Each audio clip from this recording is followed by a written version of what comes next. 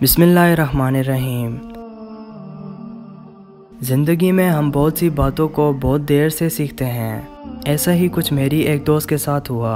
अनम ने जब अपनी बीती बातें बताई तो फूट फूट कर रो रही थी। मैं भी उसकी कहानी सुनकर खामोश थी। कभी कभी तसल्ली देने के लिए अल्फाज कम लगते हैं। अनम की कहानी आप इसी की ज़बानी सुने।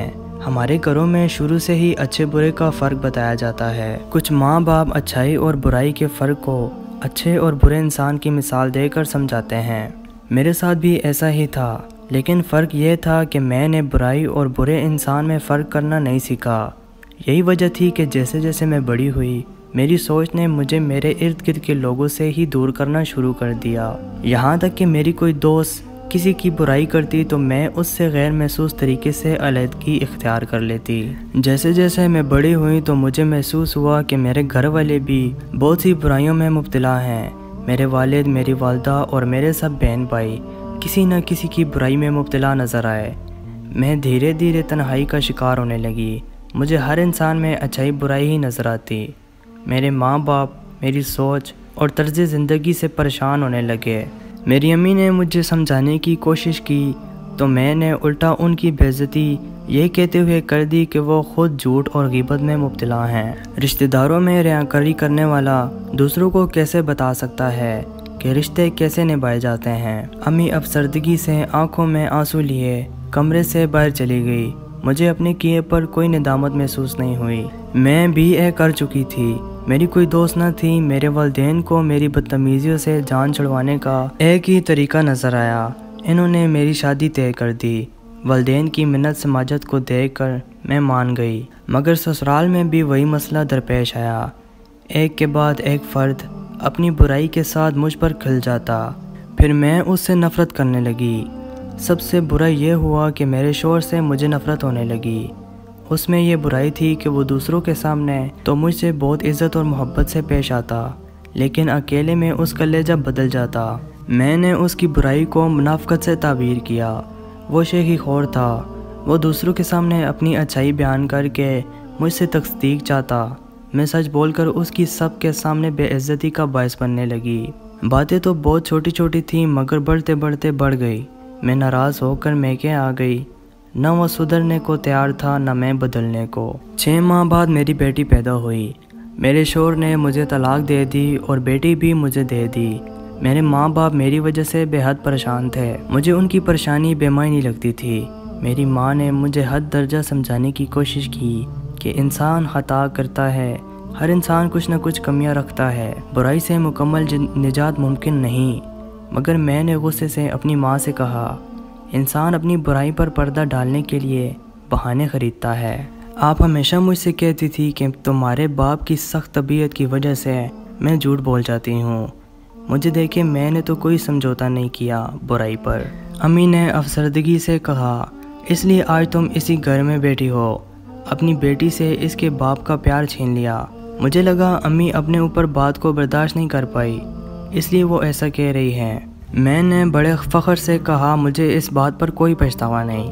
वक़्त किसी के लिए नहीं रुकता। मेरी बेटी 10 साल की हो चुकी थी। मैं इसे अपने जैसा बनाना चाहती थी, इसलिए इस पर हद दर्जा सख्ती करती कि कहीं वो किसी किस्म की बुराई में मुब्तला ना हो जाए। मैं खुद एक स्कूल में पढ़ाने लगी थी, इसलिए मुझे अखराजात के मामले में भी कोई मसला दरपेश ना था। मेरी मोमना सीधी सादी सी बच्ची थी। वो मेरी हर बात फ़ौरन से मान जाती।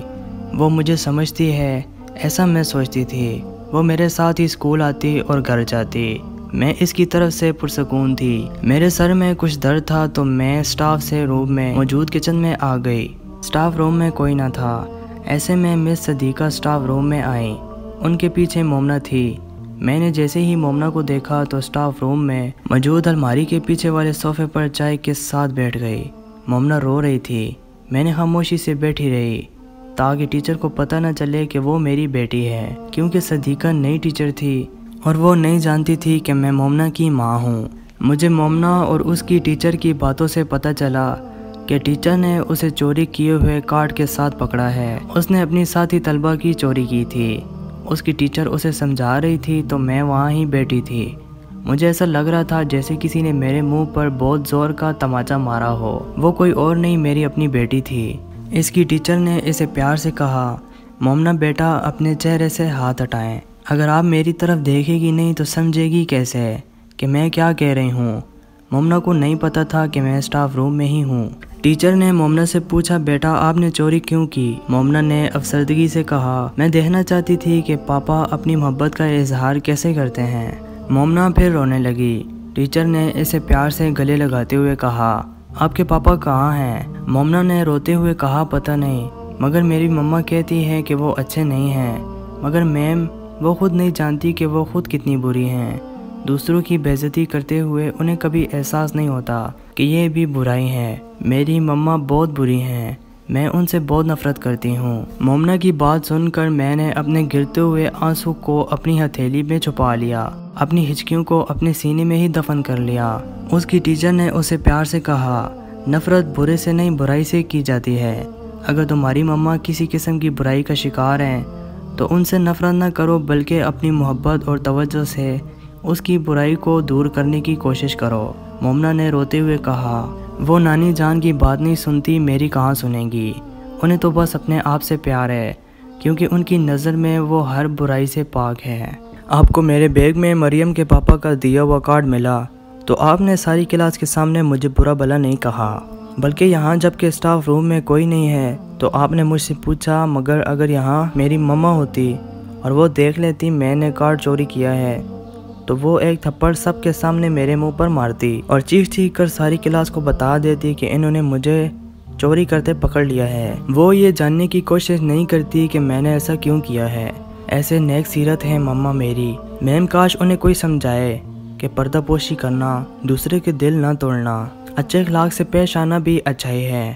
مومنا کی ٹیچر نے اسے پیار سے کہا، بیٹا شاید آپ کی مما کو برائی اور برے کے درمیان فرق کرنا نہیں آیا۔ وجہ ہے کہ وہ برے انسان سے نفرت کرتی ہے، جبکہ ایک برا انسان اچھے انسان کے لیے کام کا درجہ رکھتا ہے۔ وہ اپنی اسے محنت، محبت اور کوشش سے اچھائی کی طرف راغب کرے۔ مومنا نے روتے ہوئے کہا، ایسا ہے تو میری مما نے میرے پاپا کو اچھائی کی طرف راغب کیوں نہیں کیا؟ وہ تو اپنے آپ کو ہر اچھائی کا مرکز سمجھتی ہے۔ مومنا روتی جا رہی تھی۔ اس کی ٹیچر خاموش تھی۔ مجھے سمجھ نہیں آ رہا تھا کہ مومنا کو کیا جواب دوں۔ میری ماں جو بات مجھے نہ سمجھا سکی، آج میری بیٹی نے مجھے سمجھائی۔ میں نے رشتوں کی مٹھاس ختم کر کے یہ جانا کہ کوئی انسان مکمل طور پر برائیوں سے دور نہیں ہوتا۔ وہ انسان جو یہ سمجھتا ہے کہ وہ ہر برائی سے دور ہے تو وہ سمجھ لے کہ یہ بھی ایک برائی ہے۔ اللہ اکڑ کر چلنے والوں کو پسند نہیں کرتا، اللہ پردہ پوشی کو پسند کرتا ہے۔ میں نے پردہ پوشی کو پسند نہیں کیا، اپنی جنت اپنی ماں کا ہمیشہ دل دکھایا۔ آج جب میرا دل دکھا تو اندازہ ہوا کہ میری ماں کو میری باتوں سے کیسا محسوس ہوتا ہوگا۔ اپنی بیٹی سے مجھے نفرت محسوس نہیں ہوئی، بلکہ مجھے لگا اس نے جو کہا لفظ با لفظ درست کہا۔ میں کسی چور کی طرح الماری کے پیچھے ہی چھپی رہی۔ مومنا اور صدیقہ کے جانے کے بعد باہر آئی تو میں اس خول سے بھی باہر آ چکی تھی جو میں نے اتنے سالوں میں بنایا تھا۔ اس دن جب میں گھر آئی تو بہت روئی۔ مومنا نے مجھ سے اور میں نے اس بارے میں کوئی بات نہیں کی۔ میں جو اتنے سالوں سے کرتی آ رہی تھی، یعنی منہ پر سب کی بےعزتی، مجھے خوف محسوس ہوا کہ مومنا بھی ایسا ہی نہ کرے۔ آج پہلی بار میں سوچ رہی تھی کہ میری بیٹی میری طرح نہ ہو۔ میں نے مومنا سے اس دن کا کبھی تذکرہ بھی نہیں کیا۔ وہ واقعی میری جیسی نہ تھی۔ اس نے کبھی مجھ سے اپنی نفرت کا اظہار نہیں کیا۔ شاید وہ میرا دل دکھانا نہیں چاہتی تھی۔ اگر میں پہلے جیسی ہوتی تو میں سوچتی کہ وہ اپنے باپ کی طرح منافق ہے، مگر میں اب جان چکی تھی کہ ہر انسان کچھ نہ کچھ برائی رکھتا ہے اور ہمیں انسان سے نہیں برائی سے نفرت کرنی چاہیے۔ مزید سٹوری سننے کے لیے محمد اسماعیل وائس چینل کو ضرور سبسکرائب کریں اور ساتھ میں دیے گئے بیل پر کلک کریں۔